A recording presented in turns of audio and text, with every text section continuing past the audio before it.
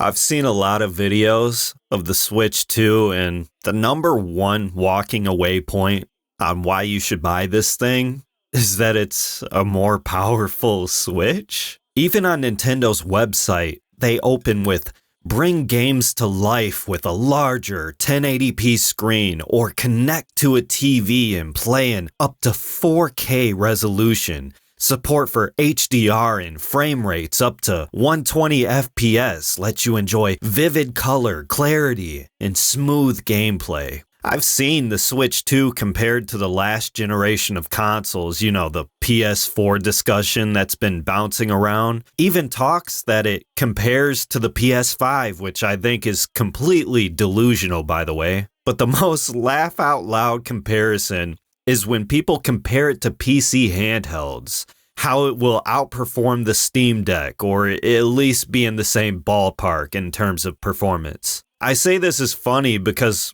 we're seeing this thing again where we have these console fanboys trying to prop up their plastic boxes to such an insane degree in order to justify that price tag. We've seen it with the Series X, we've seen it with the PS5 and the PS5 Pro. Now we're seeing it with Nintendo. It's like we forgot all about how these companies already advertised 4K and higher frame rates on the box, trying to sell power over fun, realism over gameplay, and we've seen how that turned out. While Sony and Xbox were marketing their consoles around power, the original Switch stole the console market and ran away with it. People weren't gushing over graphics and power. They were simply having fun with the games. Now, with this new generation of Nintendo, it suddenly turns into that same tired old argument of my plastic box is better than yours. Playing Elden Ring on Nintendo is some type of gotcha now. Cyberpunk, a 5-year-old game, is supposed to be some flex. Breath of the Wild, the game we all praised for being a masterclass in open world game design, organic exploration, and all of its systems, whittled down to, it's 1440p, bro.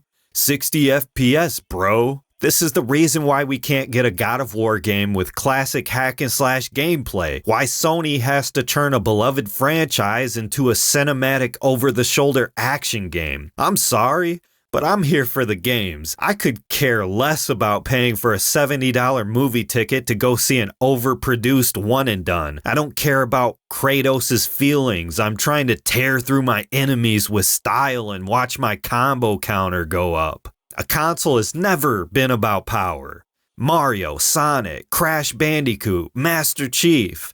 We went from seeing a mascot on the box and how fun it was to play as these characters to what? The same thing I barely think twice about when I scroll through a game's graphics settings? Hell, I don't even care about stuff like performance 90% of the time. If a game has stutter, like Stalker 2 had, I just lower it down to high or medium and I forget about it. How is something I barely care about, other than when I initially start a game, if needed at all, somehow a selling point? The Steam Deck is a PC. The Nintendo Switch is a console. The only thing they share in common is that they're both handhelds. One is a hybrid console that plays the newest Mario Kart game hot off the factory press. The other is a PC that can emulate every single iteration of Mario Kart ever produced, as well as the tens of thousands of games you can play on PC that constantly go on sale. It has infinite backwards compatibility, the option to use any controller you want, remote play, the option to customize your experience, a whole damn suite of whatever your imagination can come up with. It's a fully fledged PC with a simple to navigate interface, making it a console-like experience if you want it to be, as well as the depth if you want. The Switch 2, it has Joy-Cons with added functionality, even though the only thing it had to do was fix Joy-Con drift, which Nintendo never addressed. I've had the Steam Deck for over a year and the thumbsticks still feel flawless. No drift, perfect range of motion, touch capacitors to let me activate gyro for pinpoint precision. Damn near perfect, and that's what a modern controller should be. But I don't own my games. That's what console fanboys will tell me. I don't own my games. Constantly moving the goalpost to defend their box. On good old games, I bought Cyberpunk 2077 Ultimate Edition for $40, which should be expected. It is a 5-year-old game, by the way. It came with all the DLC. That includes Phantom Liberty. I own this game. I can do whatever I want with it. No DRM, no identification required, none of that. I can make as many copies and backups of this game as I want. Steam could disappear tomorrow and cease to exist, and I would still be able to play this game completely offline, no internet, 30 years from now. And as hardware gets better, so does this version of Cyberpunk. Because I can always improve the frame rates and resolution like a free remaster. I can mod my copy of Cyberpunk. I can just do whatever I want with it. When you buy a game like Cyberpunk on console, you're limited to that generation of hardware specifically. No telling if the console will have backwards compatibility or boost to performance. And as consoles keep getting more and more expensive, the point of owning them becomes more of a joke. Cyberpunk on the Switch 2 will run at 40 FPS and cost $70, as far as I know. $70 for a 5-year-old game that runs at 40 FPS. Now, I said this wasn't about power, but since they keep insisting on it, let's talk about power. I'm running Cyberpunk with all the graphics settings cranked to the max. I got ray tracing, path tracing, all that stupid nonsense enabled. I ran the benchmark tool that's in the game and it says I'm averaging around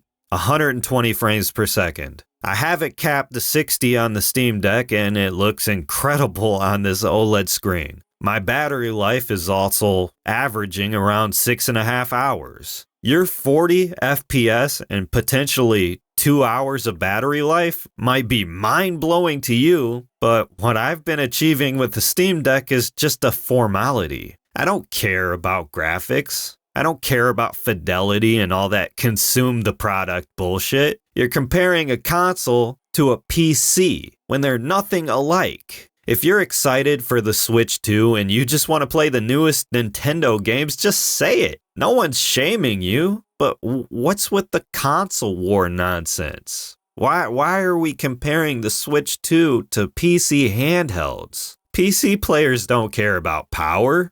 It's about utility. It's about the games. The moment your console hits the market, it's already outdated hardware. You should be excited for fun gameplay at an affordable price, not catching up to current hardware like everyone else. Mario Kart looks fun, but stop acting like it's Mario Kart Horizon. Donkey Kong Bonanza, it looks fun too. But why are we looking at the destructible environments and thinking it's Red Faction Guerrilla? Just have fun with the games. The Switch 2 is fine. It's just too expensive for a lot of people, including me. $80 games are bullshit, okay? Don't defend it. I'm sorry, Nintendo, but for me, my wallet is in another castle. If you just want to play the newest Nintendo games and you don't care about the price, 100%. You should just go out and buy a Switch 2. Just do it. Other than the price of the games and accessories, and also the concern about the Joy-Cons, I think it looks great. Don't defend the multi-billion-dollar company for bad practices. For anyone else looking to buy a handheld gaming device, the Steam Deck's gonna knock your damn socks off with what it's capable of. Talk to me in the comments. The console is going to sell gangbusters. It's going to be this very well-received thing, and it is going to put PlayStation, Xbox, and PC into the ground.